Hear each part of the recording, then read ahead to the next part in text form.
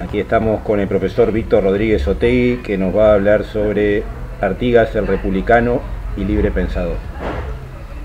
Bien, cuando se alude a Artigas como referente de la Revolución Rioplatense, hay que analizar su figura en el marco de un contexto histórico y en el marco, a su vez, de un tiempo complejo, además, y muy convulsionado. No estamos hablando, en este caso, de un filósofo, no estamos hablando de alguien que todo el tiempo estuviera pensando en pasar a la posteridad por sus frases célebres, ¿verdad? Cuando frecuentemente se lee cosas sobre Artigas, a veces podemos tener la tentación de pensar que estamos ante alguien circunspecto que todo el tiempo estaba pensando en decir cosas para que lo recordáramos 200 años después. Y no es así. Las personas andamos por la vida con nuestras circunstancias, con nuestras virtudes y defectos. Era un hombre de a caballo, un hombre sencillo, un hombre acostumbrado a convivir con los hombres y mujeres de sus circunstancias, de los pagos sencillos, y de aquella campaña en armas contra la opresión. Ahora, formaba parte también de un tiempo histórico, ¿verdad? Y en aquella banda oriental, y aquel Río de la Plata de gente sencilla, y aquel Montevideo de gente sencilla, con calles de tierra y casas de una sola planta, sin embargo, tras aquel ambiente sencillo y austero, había ideas también, ¿verdad? Se sabe por lo menos que existían, antes de la Revolución, 3 bibliotecas más o menos importantes, todas privadas, naturalmente, porque el Estado monárquico no tenía en sus planes justamente tener bibliotecas. Una biblioteca era de la Congregación Franciscana, a cargo desde el año 1786 de un cura joven, masón, Chambo de apellido, y las otras 2 bibliotecas de 2 funcionarios de la corona, liberales en ideas, ¿verdad? Como Ortega y Monroy, y que era subdirector de aduanas de la época. Ya el hecho que fuera director de aduanas da una pista, porque por la aduana siempre pasan cosas, y algunas cosas, a veces pasan mercaderías de contrabando y a veces pasan ideas de contrabando, y era el caso, ¿verdad?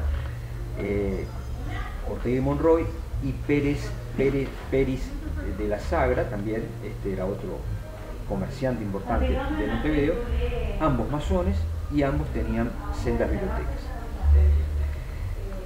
En esas bibliotecas ya se sabe de ellas por los catálogos, ¿verdad? Que están hoy en el Archivo General de la Nación, y ahí figuraban obras relevantes del pensamiento de la época, ¿verdad? Obras de Rousseau, Voltaire, Montesquieu, y muchos autores, y también algunos tomos de la enciclopedia. Es decir, en aquel ambiente sencillo, de gente sencilla, los libros estaban ahí a disposición para quien eventualmente los pudiera consultar. Se sabe a su vez que desde 1810, por lo menos, existía la obra publicada de la traducción del Contrato Social de Rousseau, traducción hecha por Mariano Moreno, revolucionario bonaerense. Entonces, ¿qué quiero decir con esto? Que en aquel ambiente sencillo, pese a todo, había, sin embargo, difusión de ideas y algunas personas que accedían a los libros. Entonces, en ese marco, Artigas se rodea de la gente que él llamaba en aquel momento fieles al sistema. ¿Qué quiere decir fieles al sistema? Al sistema de ideas, ¿verdad? Son aquellos que durante el transcurso del periodo revolucionario se mantuvieron fieles, según sus propias palabras. ¿Qué quiere decir fieles? Bueno, fieles a las ideas republicanas, básicamente. En aquel mundo, las ideas en debate eran las del liberalismo, más bien de tonalidad conservadora, afecto a la monarquía parlamentaria, al sufragio censitario, sufragio limitado, y por otro lado las ideas republicanas que propugnaban por justamente derribar la monarquía y construir una república con sufragio universal, distribución de tierras para los más pobres, acceso a la educación. Es decir, eso es el marco de ideas de la época. Y el artiguismo adhirió a las ideas republicanas, con una clara influencia de autores como Rousseau, Thomas Paine, cuya influencia se trasunta en muchos de los documentos. El proyecto de constitución artiguista del año 1813, encargado probablemente a Felipe Santiago Cardoso, que había sido un compañero de armas en la época de Blandengue de Artigas y fue durante los años de la Revolución de Mayo colaborador cercano de Mariano Moreno. En ese proyecto de constitución del año 13, que no entró en vigencia porque los avatares de la revolución hicieron que se frustrara su aplicación, pero en todo caso establecía claramente los pilares republicanos. Y hay estudios que han hecho algunos historiadores, como Ariosto Fernández o Alfonso Fernández Cabrilli, que señalan la clara influencia y similitud con la Constitución de Massachusetts y con las ideas de Rousseau. Por ejemplo, voy a leer un artículo de la Constitución, ¿verdad?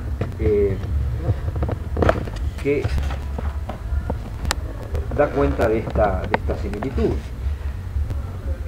Dice el artículo 6 del proyecto de Constitución, dice: ningún hombre o corporación o asociación de hombres tiene otro derecho para obtener ventajas o privilegios particulares y exclusivos distintos de la comunidad que los que se originan en la consideración de los servicios hechos al público, y no siendo por naturaleza este título ni hereditario ni transmisible a los hijos, descendientes o relaciones de sangre, es absurdo y contra lo natural la idea de un hombre nacido magistrado, legislador o juez.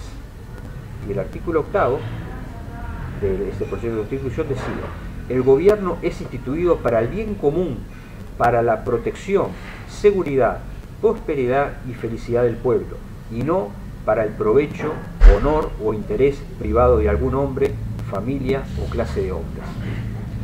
Es decir, la idea del bien común como una suerte de consenso social que evitara los privilegios particulares, si fueran personales o de un grupo determinado. Eso es clarísimo en el pensamiento republicano. La idea de combatir que grupos de interés colonicen al Estado, grupos de interés de toda naturaleza. Y reitero, estos artículos tienen una gran similitud, a través de los estudios de derecho comparado, con la Constitución de Massachusetts. ¿Cómo había llegado esta Constitución a Río de la Plata? Bueno, a través de las obras de Thomas Paine, que fue un revolucionario norteamericano y de la Revolución Francesa, ¿verdad? Un republicano cuya obra se conocía en el Río de la Plata a través de la traducción de un español, García de Sena, y que por lo menos se sabía que existían algunos ejemplares en el Río de la Plata y en las bibliotecas que aludimos, y alguna biblioteca más. Esta es una de las características del republicanismo, de la propia realidad compleja que vivió. se rodeó de un grupo muy selecto de hombres fieles al sistema, como decía él, de gente muy comprometida con la causa y con las ideas. Hay un grupo muy reducido de gente que se mantiene fiel durante todo el periodo, porque al comienzo había mucha gente. Luego, a medida que la revolución fue avanzando, se fue complejizando, y se fueron apareciendo las rivalidades con Buenos Aires, y luego la invasión portuguesa en el año 16, ahí muchos fueron cambiando de bando, digamos. Pero quienes se mantienen fieles durante todos esos años son básicamente Miguel Barreiro y José Monterroso, que son a su vez primos de él, 20 años menores que él, pero intelectuales ambos, ¿verdad? Felipe Santiago Cardoso, que lo mencionábamos hace un rato, había sido compañero de él en los blandengues, y Joaquín Suárez. Son los 4 intelectuales, podría decirse, que lo rodean y mantienen la llama republicana viva. ¿Cómo se implementa? Bueno, luchando contra las circunstancias, ¿verdad? Barreiro y Joaquín Suárez son designados por Artigas como figuras representativas del grupo, podría decirse, ante el cabildo gobernador de Montevideo, porque este cabildo ponía ciertas trabas a la marcha de las políticas públicas. Por ejemplo, en la distribución de tierras, cuando se aprueba el reglamento de tierras del año 15, aquel que le distribuía tierras a los más pobres, pero con una condición, decía el artículo 5 del reglamento de tierras, ¿verdad? Que se iban a repartir tierras con prevención, que los más infelices fueron los más privilegiados, pero la contrapartida establecía que tenían que trabajar la tierra. Entonces decía, como sujetos dignos de esta gracia, decía, y aquellos que con brazos útiles, en la expresión textual, supieran aprovechar la tierra. Y entonces, en la práctica se aplica de esa manera, ¿verdad? Con hombres cercanos que controlan el cumplimiento de la ley, tratando de evitar los desbordes, ¿verdad? La ocupación de tierras, por ejemplo, en forma intempestiva, porque había que lidiar con caudillos analfabetos que seguían sus impulsos naturales de favorecer a los amigos, ¿verdad? Y a las queridas. Y entonces, bueno, la ley había que hacerla cumplir, a su vez satisfaciendo las necesidades de la gente, de las viudas pobres con hijos, que decía el reglamento, de los sectores más infelices, de los negros libres, de los indios y criollos pobres, ¿verdad? Bueno, pero había que hacerlo en el marco de la ley. Simultáneamente, había que controlar al cabildo, que reculaba, no quería repartir mucho las tierras, y bueno, y ahí estaban Barreiro y Joaquín Suárez al lado del cabildo para que se cumpliera la ley. Y a su vez, tratando de promover la instrucción pública, como se decía en la época, la educación, ¿verdad? Fundando lo que se llamaba la Escuela de la Patria, fundando la biblioteca pública, lo que luego fue la Biblioteca Nacional. Y acá un dato interesante, porque la escuela se funda con recursos naturalmente del Estado, tratando de impulsar el concepto de gratuidad, ¿verdad? Algo que recién se implementará en forma concreta 60 años después, ¿verdad? Con la reforma barreriana. Aún no hablamos de educación laica, porque ese concepto es un proceso evolutivo, digamos, que se concreta después. Sin embargo, el artiguismo implementa el concepto de libertad de cultos, el primer germen de lo que luego será el concepto de laicidad, en forma práctica. Las instituciones del año 13 claramente establecen en el artículo 3º que se promoverá la libertad civil y religiosa en constitución imaginable. Y un artículo de la Constitución, del proyecto de Constitución del 13 también establecía que nadie será perseguido por sus ideas religiosas. Es muy interesante eso, porque establece un concepto de amplitud y de libertad de cultos bastante novedoso para la época y que sienta las bases de lo que luego será el proceso de secularización, ¿verdad? Entonces, en la práctica fueron implementando ideas renovadoras, ideas que claramente se inspiraban en la lucha contra la opresión típica de la época y que tenía sus escollos, tenía sus zancadillas, ¿verdad? Porque del lado revolucionario también había quienes combatían estas ideas. Decía, por ejemplo, que cuando se funda la biblioteca pública, Artigas nombra a su frente a quien había presentado la iniciativa, a Larrañaga, que había sido un hombre cercano al artiguismo hasta el año 14. Ya luego, a medida que la revolución se fue profundizando, Larrañaga fue dando un paso al costado y no quedó entre los hombres de mayor confianza. Al punto que luego, cuando viene la invasión portuguesa, en el año 16, Larrañaga se plega a la invasión portuguesa, ¿verdad? Sin embargo, Artigas, pese a todo, fue un libre pensador en el amplio sentido. ¿Por qué? Porque, además por razones prácticas también, porque tampoco tenía mucha gente para elegir, entonces se nutre de lo que había, pero a su vez con gran amplitud mental, ¿verdad? Porque aunque tuviera discrepancias con muchos de los que formaron parte del proceso, igual les da actividad y confianza política, ¿verdad? O por lo menos cargos públicos, ¿verdad? Sabiendo que su núcleo cerrado era que dijimos al comienzo, ¿verdad? Barreiro, Monterroso, Joaquín Suárez y Felipe Cardoso. Se le fue acotando después porque Cardoso se murió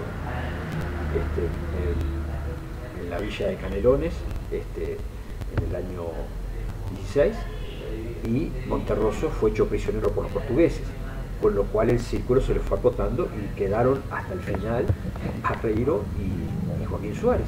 Estamos hablando de los intelectuales, el campo militar es otro, ¿verdad? Hay otra gente. Y otros que forman parte del llamado bando más liberal, aporteñado al comienzo y aportuguesado después, claramente no formaron parte de ese círculo, y ahí hay varios. Tomás García de Zúñiga o Larrañaga estaban en aquel bando primero aporteñado, y otros luego estarán en el bando más aportuguesado, el propio Larrañaga, Santiago Vázquez, ¿verdad?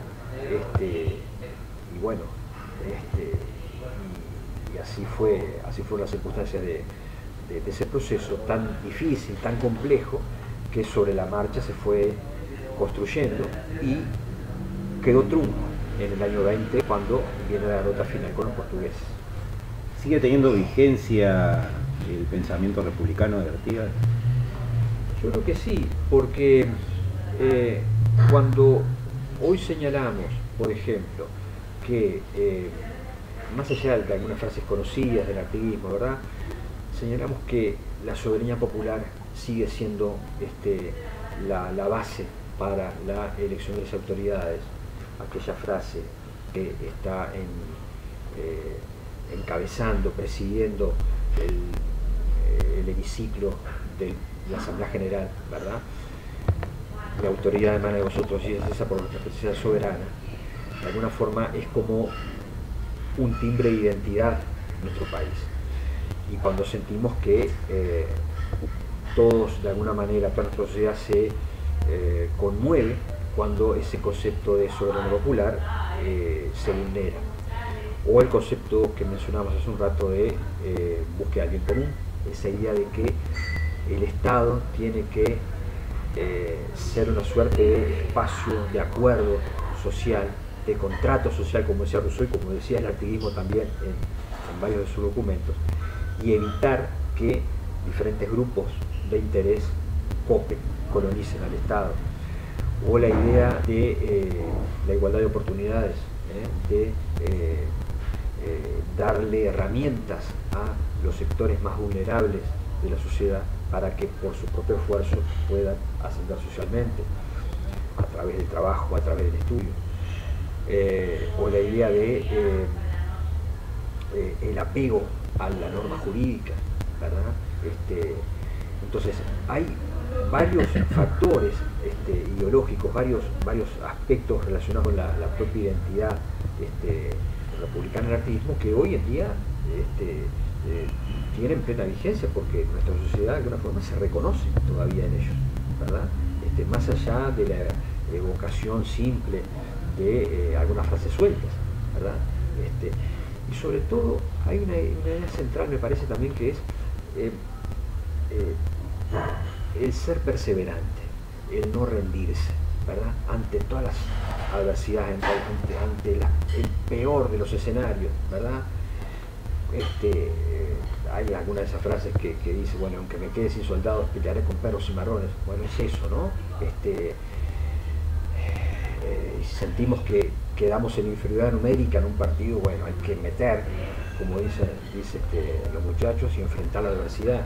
Y bueno, y si hoy Godín está enfrentando como capitán de la selección a poderes muy fuertes, todos sentimos que hay detrás de Godín una imagen de alguien que se sobrepone a las adversidades, de alguien que es capaz de enfrentar, seguramente con menos fuerza que los poderosos, a ese poder que parece o parecía inconmensurable, indestructible. Entonces, en esas cosas está reflejada nuestra identidad y los principios republicanos del artiguismo. ¿Podemos decir que Artigas fue un triunfador? Yo creo que sí.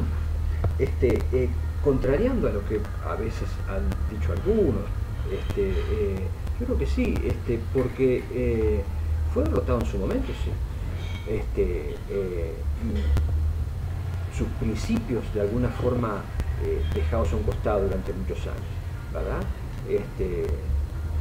Pongo simplemente un ejemplo: cuando se discute el proyecto de constitución del año 1830, Barreiro es uno de los constituyentes y quedó en contundente minoría cuando propuso su sufragio universal, es decir, la posibilidad de que pudieran votar todos, ¿verdad? ¿Por qué? Porque sus ideas en aquel momento, las ideas artiguistas, eran en aquel momento, no en Uruguay, en el mundo, eran absolutamente minoritarias. Sin embargo, hoy en día, ¿quién es capaz de discutir el concepto de sufragio universal?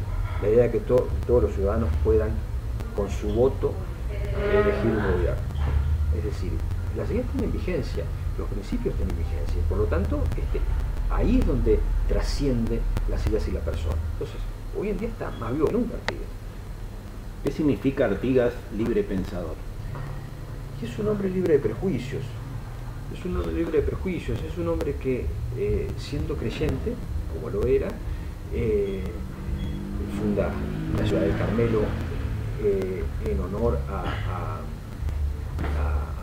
la Virgen del Carmen, ¿verdad? Pero no por él, sino de alguna manera porque, bueno, en aquel ambiente, ¿verdad? Creyente, ¿verdad? Él es parte, digamos, de ese mundo. Sin embargo, es un hombre absolutamente antidogmático, un hombre que no se cierra a las, inclusive yo diría, órdenes que llegaban desde la autoridad eclesial, ¿verdad?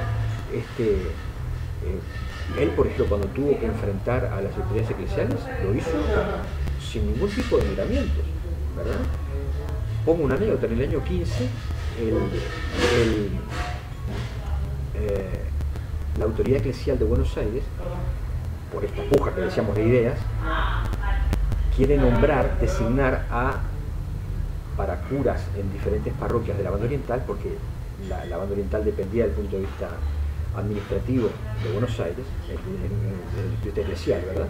La diócesis de Buenos Aires. le estaban nombrando como párrocos a gente proclive a las ideas porteñas. Entre ellos estaba Valentín Gómez, por ejemplo, que había estado en el año 11 recogiendo la espada de Posadas. Bueno, en ese año 15 estaba enfrentado a Artigas, ¿no? Entonces Artigas, a través del secretario Monterroso, manda una carta a Larrañaga, vicario de Montevideo, diciéndole que no aceptaba esos curas, que nombraran otros, y si no nombran ninguno, no importa, decía, no hay problema. Termina diciendo una expresión fuerte, ¿vale? Porque decía, y si no vienen seremos doblemente felices, decía. Y estamos hablando de alguien que era creyente, pero que sin embargo no tenía problema en enfrentar a la autoridad y decir, bueno, aquí lo importante es la patria, lo importante es la revolución, lo importante es la república.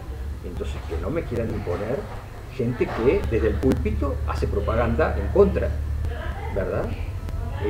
Y lo frenó. Sin embargo, tuvo la grandeza para, luego de haber tenido ese entredicho fuerte con Larrañaga, de nombrarlo como director de la biblioteca pública, porque sabía que era el hombre ideal para ocupar ese cargo. Es decir, es un libre pensador, es alguien que se sobrepone a los enfrentamientos personales, a las disputas chicas de poder, ¿verdad? A las cosas que hacen a los negros, que hacen a los defectos humanos, ¿verdad?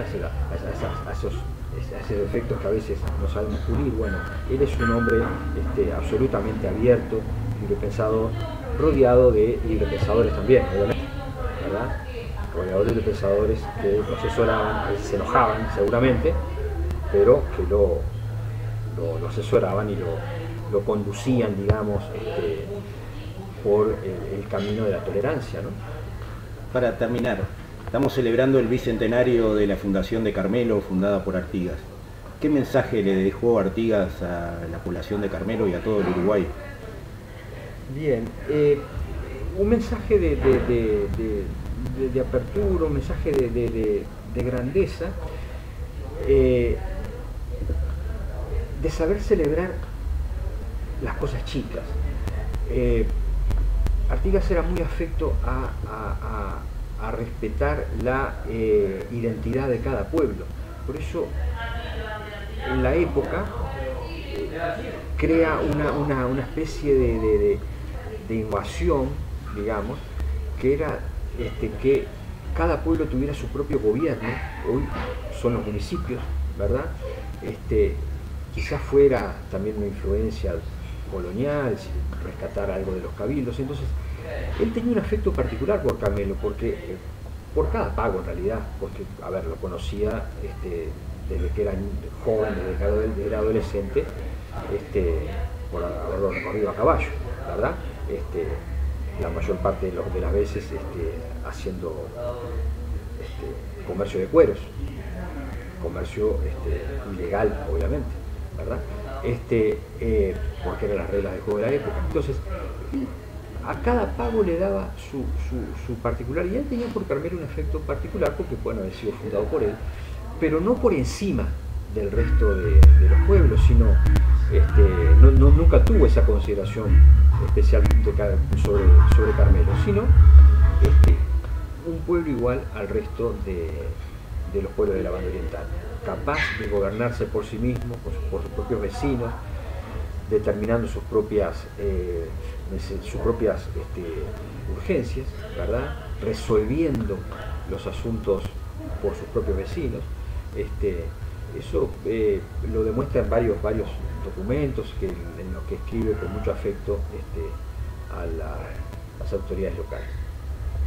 Muchas gracias, profesor Víctor Rodríguez Otegui, desde Carmelo, celebrando el bicentenario de la fundación de esta ciudad. La Asociación Cultural El Pensamiento Libre agradece tu participación.